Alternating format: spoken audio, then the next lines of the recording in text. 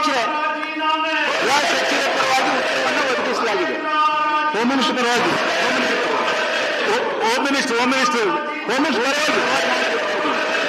ಇವತ್ತು ನಮ್ಮ ಸಿಂಧನೂರು ತಾಲೂಕಿನಲ್ಲಿ ಏನಿವತ್ತು ಅನೇಕ ಅಕ್ರಮ ಚಟುವಟಿಕೆಗಳು ನಡೀತಾ ಇದ್ದಾವೆ, ನಿರಂತರವಾಗಿ ನಡೀತಾ ಇದ್ದಾವೆ. ನಾನು ಅನೇಕ ಪ್ರಶ್ನೆಗಳನ್ನ ಕೇಳಿದ್ದೆ ಮಾನ್ಯ ಗೃಹ ಸಚಿವರಿಗೆ. ಆದರೆ ಅಕ್ರಮ ಚಟುವಟಿಕೆಗಳಿಗೆ ಪರೋಕ್ಷವಾಗಿ ಬೆಂಬಲ ನೀಡುತ್ತಿರುವ ಯಾವ ಹಾಗೂ ಎಷ್ಟು ಜನ ಅಧಿಕಾರಿಗಳ ಸಿಬ್ಬಂದಿಗಳ ವಿರುದ್ಧ ಕಾನೂನು ಕ್ರಮ ಕೈಗೊಂಡಿದೆ ಅಂತ ಕೇಳಿದ್ದೆ. ಆದರೆ ಇಲ್ಲಿ ಯಾವುದು ಕಾನೂನು ಕ್ರಮ ಕೈಗೊಂಡಿಲ್ಲ ಅಂತ ಉತ್ತರ ಕೊಟ್ಟಿದ್ದಾರೆ.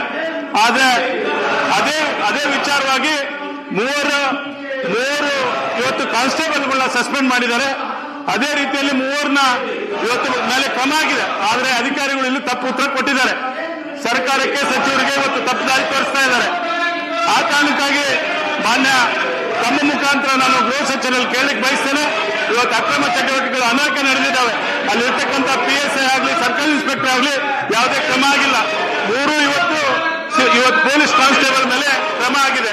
ಇದಕ್ಕೆ ನಾನು ಮಾನ್ಯ ಗೃಹ ಸಚಿವರಲ್ಲಿ ಕೇಳಲಿಕ್ಕೆ ಬಯಸ್ತೇನೆ. ಮಾನ್ಯ ಅಧ್ಯಕ್ಷರೇ, ಈಗ ಮಾನ್ಯ ಬಸನಗೌಡ ಬಾದರ್ಲಿ ಅವರು ಕೇಳಿರ್ತಕ್ಕಂಥ ಪ್ರಶ್ನೆಗೆ ಬಹಳ ಸ್ಪಷ್ಟತೆಯಿಂದ ಉತ್ತರವನ್ನು ಕೊಟ್ಟಿದ್ದೇವೆ.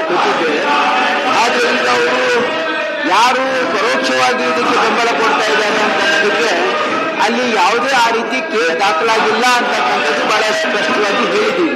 ಏನಂದ್ರೆ ಇದೇ ಅಧಿಕಾರಿಗಳು ಪರೋಕ್ಷವಾಗಿ ಬೆಂಬಲ ಕೊಡ್ತಾ ಇದ್ದಾವೆ ಅನ್ನೋದಕ್ಕೆ ಯಾವುದು ಕೇಸ್ ದಾಖಲೆ ಆಗಿಲ್ಲ ಅಥವಾ ಯಾವುದು ಕ್ರಮ ಆಗಿಲ್ಲ ಅನ್ನೋದು ನಿಜ. ಯಾಕಂದ್ರೆ ಯಾರು ಪರೋಕ್ಷವಾಗಿ ಅವರೇನು ಹೇಳ್ತಾ ಇದ್ದಾರೆ, 3 ಜನ ಕಾನ್ಸ್ಟೇಬಲ್ ಮೇಲೆ ಆಗಿದೆ, ಬೇರೆ ಬೇರೆ ಕಾರಣಕ್ಕೆ ಅವ್ರ ಮೇಲೆ ಕಂಡು ಬಂದಿರೋದ್ರಿಂದ ಅವ್ರ ಮೇಲೆ ಆಕ್ಷನ್ ಆಗಿದೆ.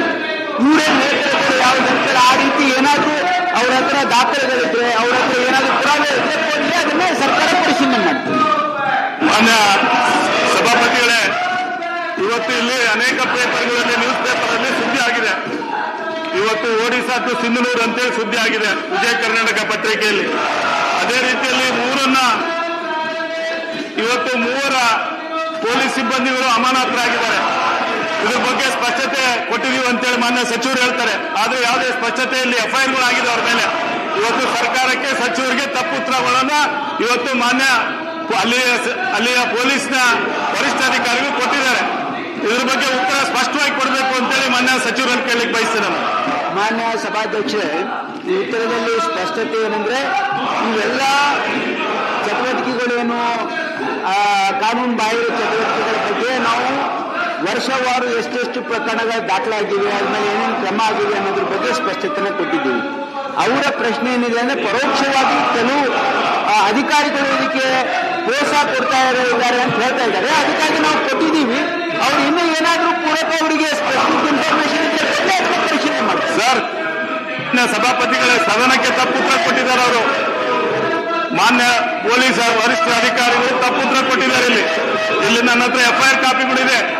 FIR ಕಾಪಿ ಇದೆ. ಇಲ್ಲಿ FIR ಕಾಪಿಗಳು ಯಾವ್ಯಾವ ಕಾರಣಕ್ಕೆ ಬೇರೆ ಇವ್ರು ಕೇಳೋದು ಪರೋಕ್ಷವಾಗಿ ಏನಾದ್ರೂ ಮಾಡೋದಿದ್ರೆ ಅದಕ್ಕೆ ಏನ್ ಪುರಾವೆಗಳಿವೆ ಕೊಡ್ಲಿ.